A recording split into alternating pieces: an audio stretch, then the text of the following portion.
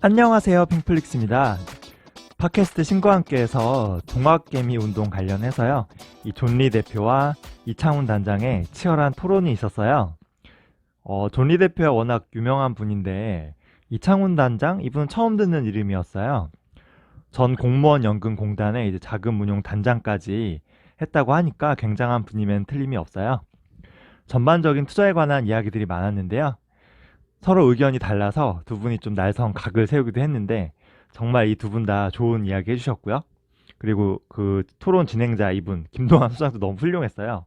정말 오랜만에 들었던 정말 꿀잼 토론이었어요. 한 2시간 가까이 되는 긴 토론인데요. 제가 개인적으로 좀 인상 깊었던 내용 3가지만 좀 요약할까 해요. 첫 번째는 이제 한국 주식의 디스카운트 현상에 대한 이야기인데요. 한국 주식이 미국이나 뭐 중국 같은 다른 나라 주식에 비해서 좀 뭐 PBR, 그죠? 이런 거 대비 너무 좀 저평가잖아요. 이런 걸 코리아 디스카운트라고 하는데요. 이 존리 대표는 그런 게 그 소수의 주식만 소유한 대주주가 자기 마음대로 이제 기업을 좌지우지하는 어떤 대주주 오너 리스크, 이 문제가 제일 크다고 해요. 이 디스카운트 요인은. 반면에 이창훈 단장은 그런 대주주 오너 리스크보다는 규제 리스크가 더 크다는 거예요. 오히려 그런 오너 리스크 가문 경영은 장기적으로 보면은 장점도 있다는 거예요. 예를 들면 뭐 삼성전자 이분이 창업주죠. 이병철 회장, 이게 이건희 회장인데 이런 이씨 가문 경영하지 않았으면 20년 적자를 감수하고 이런 반도체에 꾸준히 투자할 수 없었다는 거예요. 월급 받던 CEO가 경영했으면은 진작에 포기했다는 거죠. 여기에 이제 존리 대표는 절대 동의할 수 없다고. 모든 주주는 동일한 권리를 가지는 게 이제 자본주의의 기본 원칙인데 이걸 지키지 못하는 회사에 어떻게 10년, 20년 투자할 수 있냐는 거예요. 그래서 저는 좀 두 분의 주장 모두 일리는 있는데 그래도 이 존리 대표의 말이 조금 더 공감이 갔어요. 예전 정도전이 조선을 세울 때 좀 고민했던 게 생각이 났는데 그 나라를 세운 왕이 있으면은 그 다음 왕은 이 왕의 자식이 했잖아요. 그리고 또 이 왕은 또 자식이 하고. 근데 이게 국민들 입장에서는 진짜 복불복이에요. 왜냐하면 정말 세종처럼 좋은 왕일 땐 다 행복하죠. 근데 뭐 연산군 같이 포악한 폭군이 왕이 되면은 정말 이거는 국가나 백성들에게 재앙이나 다름없거든요. 근데 이게 좀 기업도 똑같아요. 아무리 창업자가 훌륭하다고 해도 그 아들, 손자 이게 같이 똑똑하고 훌륭한 법은 없거든요. 행여나 이 손자나 또 그 후계자가 어리석은 선택을 하게 될 수도 있어요. 또 우리나라는 그 편법 승계 관련해서 세금을 피하려고 너무 좀 편법이 많아요. 기업의 이익을, 그죠? 다른 자회사로 빼돌려. 자기 아들이 있는 자회사. 그래서 주주 가치를 훼손시키는 등 좀 잘못된 요인이 너무 많아서 꼭 이런 오너 리스크 때문에 이것 때문에 100% 코리아 디스카운트가 생기는 건 물론 아니죠. 하지만 중요한 요인 중 하나인 건 분명해요. 믿고 투자하기가 힘들잖아요. 이창훈 단장 말처럼 규제 리스크도 존재해요. 규제 리스크 뭐냐면 예를 들면은 퇴직연금 시장이 지금 엄청 커졌잖아요. 근데 여기에서 주식에 투자하는 비중은 5%도 안 된다는 거예요. 그러니까 수익률은 퇴직연금 수익률 보면 항상 1%대예요. 은행 이자랑 똑같거든요. 이런 것도 규제 리스크 중에 하나죠. 이걸 풀어줘야 되는데. 그리고 배당에 대한 세금이 너무 큰 것도 저는 좀 요인 중 하나라고 봐요. 이게 2천만 원 이상만 되면은 이제 급여나 사업 다른 소득과 합산해서 최고 46.2% 세금을 때리거든요. 이거는 급여랑 다 사업 다 계산했을 때예요. 그러니까 이거 대주주 입장에서는 이 거의 절반 세금 내야 되는데 과연 이 배당을 늘려주고 싶을지 좀 의문이거든요. 그래서 좀 이런 대주주 오너 리스크도 해결해야 되지만 이런 규제, 퇴직연금 규제, 뭐 배당에 대한 세금 같은 것도 좀 긍정적인 방향으로 좀 변화가 좀 필요한 것 같아요. 두 분 다 일리가 있는 말이죠. 저 개인적으로는 이 코리아 디스카운트는 뭐 오너 리스크도 있고요. 그죠? 규제도 있지만 우리나라 산업 구조가 너무 제조, 하드웨어 중심적이고요. 그리고 이거에 중국의 추격이 너무 무섭죠. 그래서 이게 더 큰 요인이 아닐까 싶은 제 개인적인 생각도 있어요. 보시면은 이게 2008년이잖아요. 수출 금액이에요, 수출 금액. 수출 총액 금액인데 한국은행 자료인데 2008년부터 이렇게 올라갔지만 그죠? 한 2011년 한 이점부터는 이게 그냥 거의 뭐 비슷하잖아요. 정체돼 있죠, 정체. 이게 보면은 코스피 지수랑 똑같아요.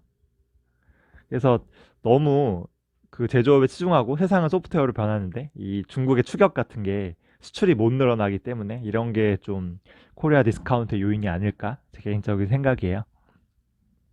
두 번째는 이제 이창훈 대표는 장기 투자에 대해선 두 분 다 동의하는데 그 자본시장의 구조나 어떤 그런 거 자체가 한국보다는 미국 시장이 장기 투자했을 때 더 돈 벌기 수월하다는 거예요. 그죠? 미국 시장에 투자하는 게 더 낫다라고 앞으로도 그럴 거라고 하는데 이제 존리 대표는 또 노, 절대 그렇지 않다. 지금 한국 기업들이 주가가 너무 싸다. 그러니까 장기적으로도 한국 주식이 훨씬 더 유리하다는 거예요. 근데 여기서 존리 대표가 진짜 명언을 했는데 한국이냐 미국 주식이냐 이게 도대체 뭐가 중요하냐는 거예요. 그러니까 내가 삼성이라는 기업이 너무 투자하고 싶어 좋은 것 같아. 그래서 이게 투자하기로 했는데 하필이면 얘가 한국 시장에 상장돼 있을 뿐이지 이게 한국에 상장되었냐 미국에 상장되었냐 이거는 중요한 게 아니라는 거예요. 중요한 거는 기업이죠, 기업. 이게 정말 정답 같아요. 제 주변에도 한국 주식 해야 되냐, 뭐 미국 주식 해야 되냐, 중국에 해야 되냐, 뭐 베트남에 해야 되냐, 뭐 물어보는 사람들이 많아요. 근데 이게 도대체 왜 중요한 거예요, 그죠? 투자하고 싶은 그 기업이 중요한 거지. 어디에 상장돼 있는지, 그 시장, 국가 이런 건 중요한 게 아니에요. 기업의 본질이 가장 중요하다. 저는 사실 미국, 중국, 한국 다 투자하고 있는데 그게 장기적으로 꾸준히 성장하고 투자할 만한 기업은 대부분 미국하고 중국에 많이 있다고 생각해요. 뭐 구글, 아마존, 마이크로소프트, 페이스북, 알리바바, 텐센트 이렇게 매력적인 기업이 사실 한국에는 별로 없는 것 같아요. 이거 물론 제 개인적인 생각이지만 그래서 그렇기 때문에 저는 미국과 중국의 비중이 높은 거예요. 이런 기업들이 여기에 몰려 있으니까. 제가 특별히 이런 미국 시장, 중국 시장을 좋아해서 투자하는 게 아니에요. 사실 투자는 한국이 제일 좋아요. 왜냐하면 환전할 필요도 없죠. 그죠? 수수료도 싸죠. 그 세금도 없잖아요. 그 시세 차익에 대한.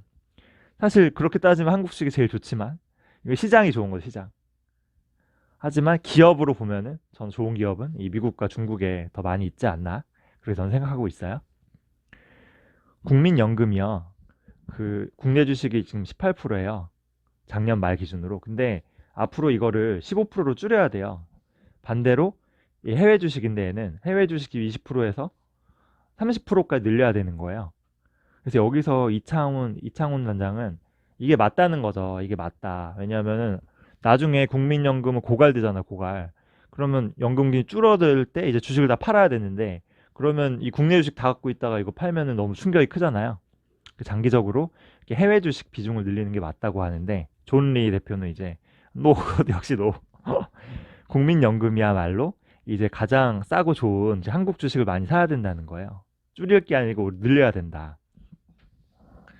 근데 전 이건 좀 조니 대표 좀 무리수가 아닐까 생각되는데 글로벌 시가총액 대비 코스피 시장은 2%예요. 2%도 안 돼요. 1%대죠. 그러니까 근데 이제 지금 이미 18% 갖고 있잖아요. 그럼 2% 대비해서 무려 한 10배에서 9배에서 10배 정도 더 가지고 있는 건데 오버해서 가지고 있는 거죠. 근데 이거에서 더 사자고 하는 거는 좀 무리수가 아닐까 싶어요. 존리 대표가 너무 훌륭하고 정말 좋은 말씀도 많이 하신 제 너무 존경하는 분인데 이분이 좀 이상하게 한국 주식에 대한 좀 믿음이 좀 맹목적인 믿음이 있는 것 같아요. 너무 오랫동안 이 한국 주식에 투자해서 실제로 돈을 많이 버신 분이잖아요. 그래서 어떤 그 경험, 자신감, 애정 때문인지는 모르겠는데 아니면 지금 한국 주식형 펀드를 팔아야 되는 어떤 자산 운용사의 대표로 몸담고 있는 구조적 한계일 수도 있는데요. 너무 한국 주식에 좀 맹목적 믿음이 있는 게 아닌가 싶어요. 사실 미국, 중국, 그죠? 한국 정답은 없어요. 그냥 자기가 투자하고 싶은 기업에 투자하면 돼요. 저는 이런 기업이 하필이면 이 미국과 중국에 많이 있을 뿐이에요. 기업 그 자체가 중요하다. 마지막으로 이제 투자의 시점이에요. 언제 투자를 시작해야 되나. 근데 여기서 이창훈 대표는 이제 신중하라. 공부하고 나서 나중에 투자해도 늦지 않다는 거예요. 그래서 좀 신중할 걸 권했는데 존리 대표는 역시 역시 노. 투자는 지금 당장, 그죠? 지금 당장 하라는 거예요. Now. 가장 좋은 투자 시점은 언제냐면은 태어나자마자. 태어나자마자가 바로 제일 좋은 투자 시점이라는 거예요. 참, 저 개인적인 생각은 투자가 먼저냐, 공부가 먼저냐는 의미가 없고요. 같이 시작하는 게 맞는 것 같아요. 왜냐하면 공부 다 하고 투자하려면 평생 공부해도 안 돼요. 부족한데 이게 좀 같이 시작하는 게 맞는 것 같고, 근데 이제 이걸 여유자금 뭐 다 몰빵하라는 게 아니고요. 그죠? 매달 적립식으로 조금씩 조금씩 투자하면서 그렇게 공부 계속 하는 거예요. 저도 이렇게 하고 있어요. 사실 계속 공부하면서 투자하는 거죠. 이게 존리 대표의 좀 당장 시작이라 하는 말이 조금 더 와닿는 것 같아요. 몰빵이 아니에요. 조금씩이라도 일단 투자의 세계에 몸을 담그는 거죠. 그래야 관심도 생기고 공부도 할 수 있는 거예요. 투자와 공부는 별도가 아니고 같이 해야 된다. 같이. 몇 달 전부터 제 주변에 주식 뭐 사야 되냐고 이렇게 막 묻는 인간들이 엄청 많았어요. 뭐 어떻게 사야 돼? 어떻게 해야 돼? 뭐 사야 돼? 계속 물어보는데 이 중에 실제로 주식 투자한 사람은 한 명도 없어요. 우물쭈물 고민만 하다가 주가가 또 좀 올랐잖아요. 그래서 아유 기회 지나갔다고 포기한 애들이 많아요. 제가 이제 투자는 평생 하는 거다. 응? 이거 근데 뭐 지금 이렇게 1회 1배 하면 안 된다고 얘기해줘도 이해를 못해요. 그래서 제가 얼마나 오랫동안 투자할 수 있니 하면은 장기 투자 다 할 수 있대요. 장기 투자 할 수 있대요. 3개월. 정말 단기 투자는 그럼 얼만큼인지 물어보기도 무섭습니다. 네. 한 30분 될까요? 그래서 제가 정리하자면은 이제 코리아 디스카운트는 여러 요인이 있는데 뭐 오너 리스크, 규제 리스크. 제 생각에는 뭐 너무 제조업에 몰려 있고요. 그리고 중국의 추격 이런 것들로 인해 좀 그 디스카운트가 되는 것 같고, 한국 주식이 중요하냐, 뭐 미국 주식이 중요하냐 이거는 중요하지 않아요. 기업이 제일 중요합니다. 상장된 나라는 중요하지 않다. 마지막으로 투자 시점. 이건 당장 해라.